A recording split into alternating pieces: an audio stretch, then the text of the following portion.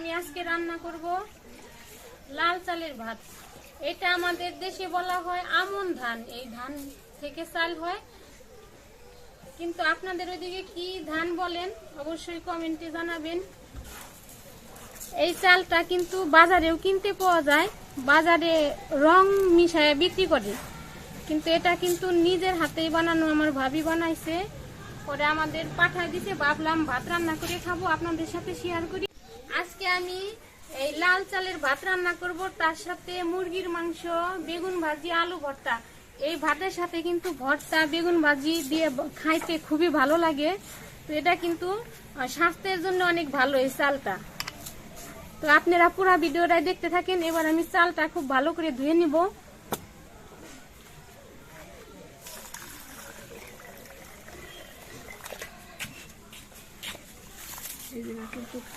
আমার চাল কিন্তু খুব ভালোভাবে ধোয়া হয়ে গেছে। তার সাথে এই যে বেগুন ভাজি করব, আলু ভর্তা আর মুরগির মাংস। আজকে মুরগির মাংসটা যারা নাকি ব্রয়লার মুরগি খাইতে পারেন না, যাদের কাছে গন্ধ লাগে, তো আজকে আমার রান্নাটা সবাই ফলো করবেন। যেভাবে রান্না করি এভাবে রান্না করে খেয়ে দেখবেন, কোনো গন্ধ কিছু থাকবে না। দেখেন আমি ভাত রান্না করার জন্য চুলা একটা পাতিল বসিয়ে দিয়েছি। এবারে এই যে ধুয়ে রাখা চাল দিয়ে দিব।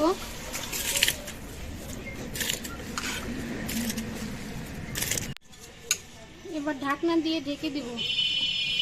আমি আলু ভর্তা করব, সেই জন্য আমি ভাতের ভিতরে আলুটা সেদ্ধ দিয়ে দিব। সুন্দরভাবে ধুয়ে নিছি, এবার দিয়ে দিব।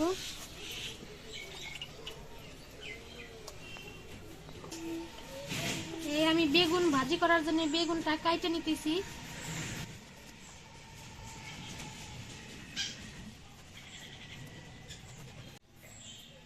আমার বেগুন কাটা শেষ, এবার সুন্দরভাবে ধুয়ে মাখিয়ে নেব।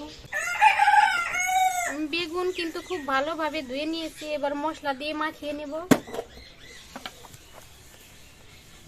দিয়ে দেব হলুদের গুঁড়া,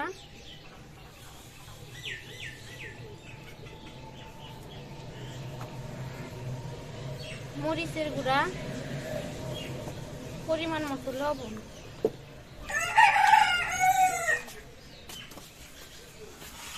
এবার সুন্দর করে মাখিয়ে কিছুক্ষণ আমি এইভাবেই মশলার সাথে মাখিয়ে রেখে দিব, যেন লবণ মরিচটা বেগুনের ভিতরে যায়। ভাজার পরে বেগুনটা খাইতে খুবই ভালো লাগে।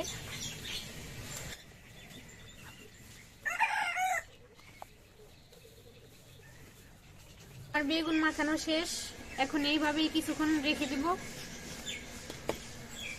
এই যে ভাতটা বলক এসে গেছে। এই চালের ভাতের কিন্তু মাঠটা খাইতে অনেক ভালো লাগে। আমরা ছোটবেলায় অনেক খাইছি, কিন্তু এখন অতটা খাওয়া হয় না। না খাইতে খাইতে মানে অভ্যাসটা চলে গেছে, ভালো লাগে না অত। কিন্তু ভাতের মাঠটা খাইতে খুব ভালো লাগে, ভাতের সাইজ। এই যে আমার ভাতটা কিন্তু হয়ে গেছে, এবার মাঠটা ঝরাই নিব।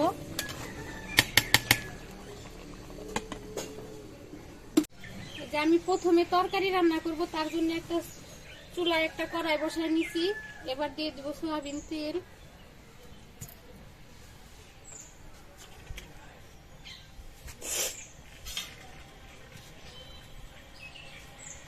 এই যে মাংস রান্না করলে কিন্তু আমি আলুটা সবসময় দিই মুরগির মাংসের সাথে। মাংসের চাইতে আলুটা খাইতে আমাদের সবারই অনেক ভালো লাগে, সেই জন্য আলু আমি সবসময় মাংসের সাথে দিই। এবার আলুটা আগে ভেজে নিব। দিয়ে দিব কেটে ধুয়ে রাখা আলু।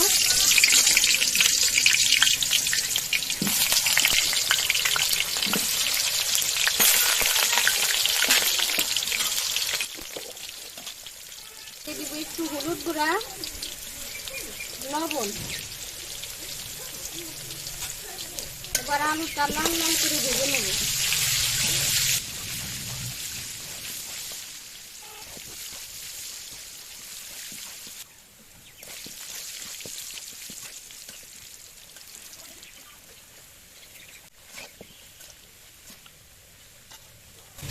এই যে আমার আলুগুলা কিন্তু খুব সুন্দরভাবে ভাজা হয়ে গেছে, এবার তুলে নিব।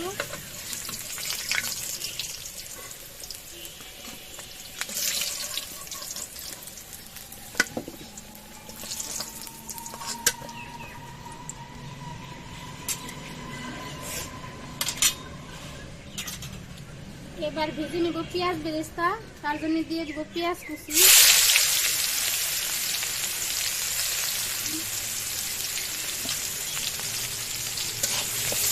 যারা আর কি ব্রয়লার মাংস খেতে চান না আসলে তাদের জন্য এই রান্নাটা, তারা অবশ্যই আমার এই রান্নাটা ফলো করবেন। এই যে আমার বেরেস্তা ভাজাও হয়ে গেছে, এবার তুলে নিব।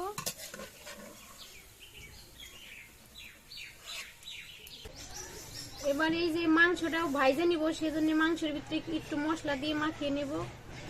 দিয়ে দিব হলুদের গুঁড়া, লবণটা আমি আগে দিয়ে রাখছি, দিয়ে দিব একটু মরিচের গুঁড়া,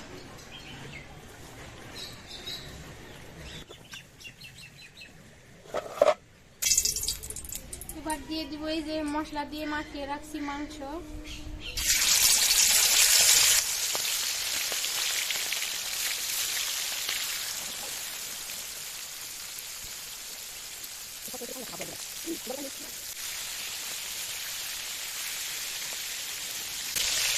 এবার এইগুলো মাংস কিন্তু ভালো হয়ে গেছে, তুলে নিব।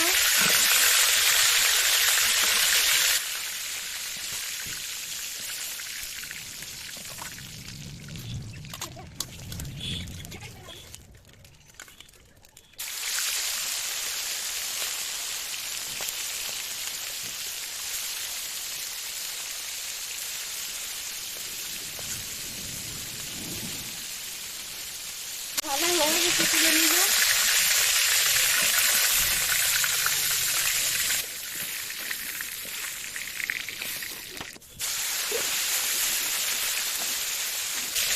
এইগুলো ভাজা হয়ে গেছে, এবার তুলে নিব।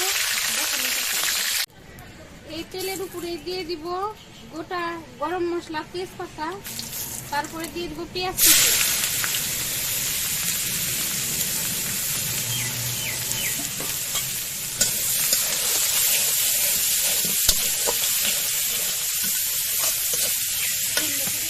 এই যে আমার মাংস, আলু আর পেঁয়াজ বেরেস্তা ভাজা রাখছি। এই যে আমার পেঁয়াজটা খুব ভালো করে ভাজা ভাজা করে নেব।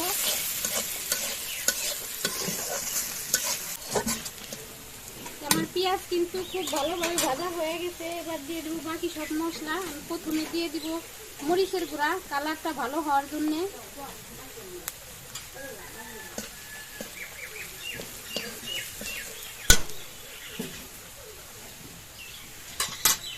দিয়ে দিব ধনিয়ার গুঁড়া, হলুদের গুঁড়া, পরিমাণ মতো লবণ।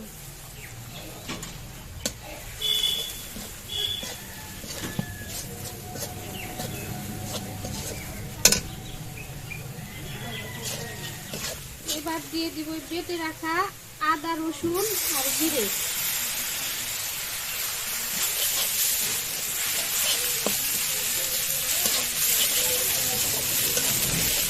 দিয়ে দিব অল্প একটু পানি।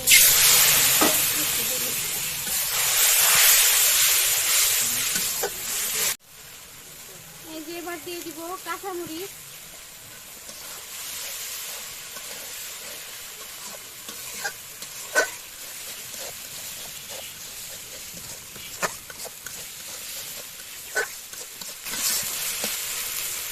আর মশলা কিন্তু খুব ভালোভাবে কষানো হয়ে গেছে। এবার দিয়ে দিব এই যে ভেজে রাখা মাংস।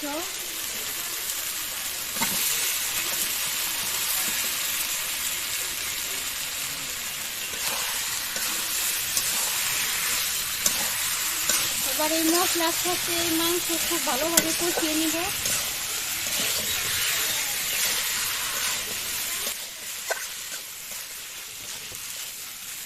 এখন দিয়ে দিচ্ছি অল্প একটু পানি।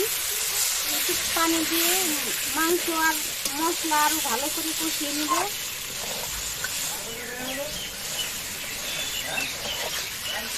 এবার দিয়ে দিব এই যে ভেজে রাখা আলু।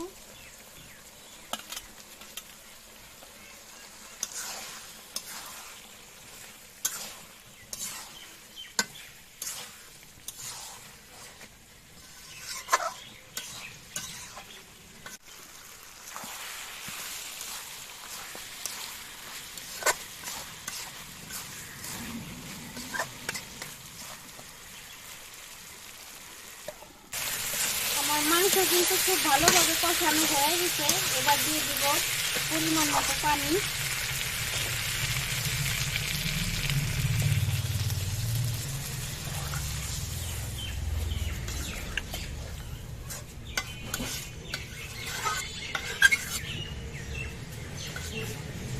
এবার ঢাকনা দিয়ে ঢেকে দিব। এই যে সব শেষে আমি দিয়ে দিব এই যে আমি যে পেঁয়াজ বেরেস্তাটা ভাজে রাখছিলাম, এখন এই তরকারির উপর দিয়ে দিব। যারা আর কি ব্রয়লার মুরগি খাইতে পারেন না, গন্ধ লাগে, তারা এইভাবে একদিন ট্রাই করে দেখবেন, খেতে পারবেন।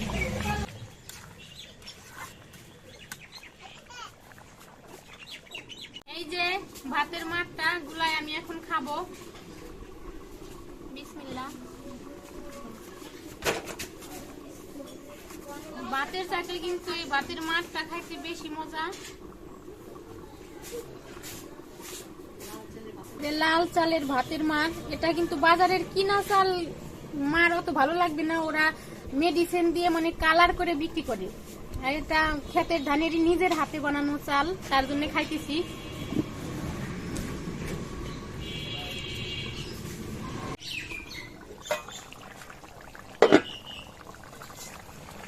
এই যে আমার মুরগির মাংস রান্না কিন্তু একেবারে রেডি, এখন নামিয়ে নেব।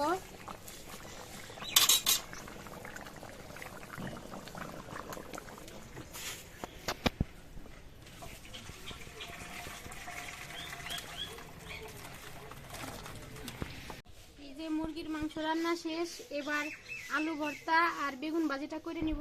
এবার কড়াইতে দিয়ে দিব তেল।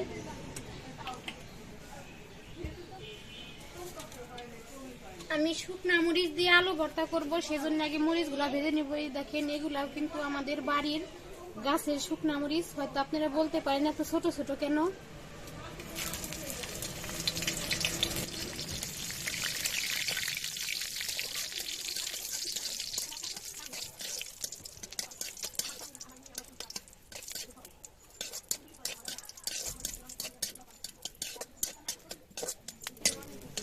মরিচ কিন্তু ভাজা হয়ে গেছে, এবার তুলে নিব।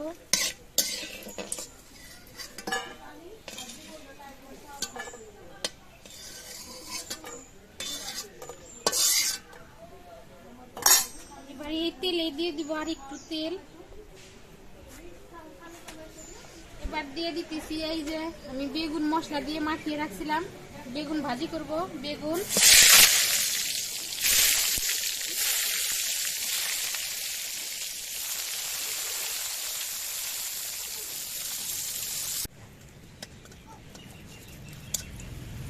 এইগুলো বেগুন কিন্তু ভাজা হয়ে গেছে, তুলে নিব।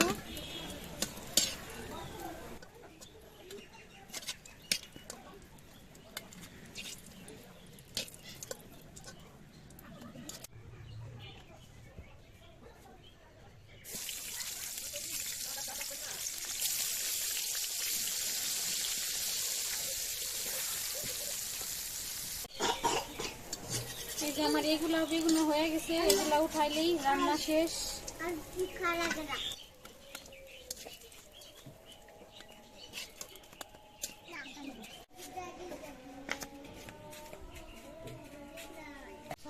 আমি আলু ভর্তা করার জন্য কিন্তু এই যে কাঁচা পেঁয়াজ নিছি। কাঁচা পেঁয়াজ দিলে শুকনা মরিচের সাথে ভর্তাটা খাইতে বেশি ভালো লাগে। এবার এই মরিচের উপর দিয়ে দিব লবণ। এবার হাত দিয়ে চটকায় মরিচগুলা গুঁড়া করে নিব। এবার এই যে পেঁয়াজ কেটে রাখছিলাম, এই পেঁয়াজ দিয়ে একসাথে চটকাবো।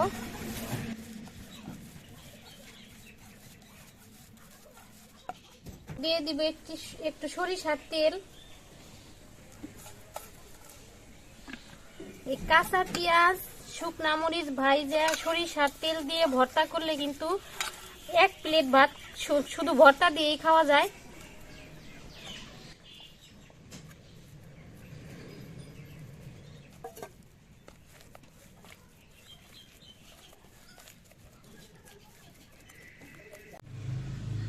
এই যে আমার আলু ভর্তা বানানো শেষ।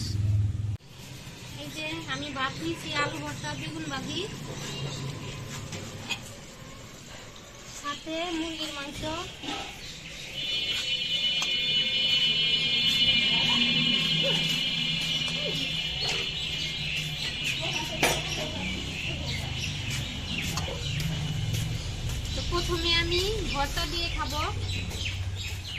ভর্তা দিয়ে কিন্তু এই ভাত খাইতে বেশি মজা লাগে, সেজন্য আগে আমি ভর্তাটাই নিলাম।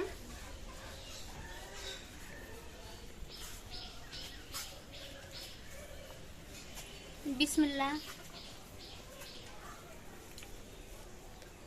এই ধান কিন্তু আমাদের বাড়িতে, মানে আমার বাবার বাড়িতে ছোটবেলায় আমরা মানে এই ধানের চাল খাইতে খাইতে আরেক ধান বোনা শুরু করে দিত। আর অনেক দিনই প্রচুর পরিমাণ পানি হইতো, পানির জন্য মানে ধান তলিয়ে যেত পানির নিচে, আর ধান হইতো না। আবার 3 বছর পরে এই ধানটা আবার হইতেছে, এই পানি কম হয়, এখন পানি হয় না বললেই চলে, সেজন্য এই ধানটাও হইতেছে। তো আমরা আগে ছোটবেলায় অনেক খাইছি, এখন না খাইতে খাইতে অভ্যাস নাই। আমার বাবার বাড়িতে গেলে আমার ভাই এই চাল থাকলে ও করে কি, যাওয়ার পরে অন্য চাউল কিনে আনে, জানে যে আমরা না খাইতে খাইতে মানে অভ্যাস নাই, শখের বিষয় একটু একটু খাই আর কি। তো আমি আপনাদের সাথে এই লাল চালের ভাত, মুরগির মাংস, যারা আর কি ব্রয়লার মুরগির মাংস খাইতে পারেন না তাদের জন্য এই রান্নাটি আমি দেখাইলাম। তো ভালো লাগলে অবশ্যই কমেন্টে জানাবেন। আর ইউটিউব চ্যানেলটি যারা এখনো সাবস্ক্রাইব করেন নাই খুব শীঘ্রই সাবস্ক্রাইব করে দিবেন, পাশের বেল বাটনটি ক্লিক করে দিবেন। আজকের ভিডিও এ পর্যন্তই, দেখা হবে পরবর্তী ভিডিওতে। ততদিন আপনারা সুস্থ থাকবেন, ভালো থাকবেন। আল্লাহ হাফেজ।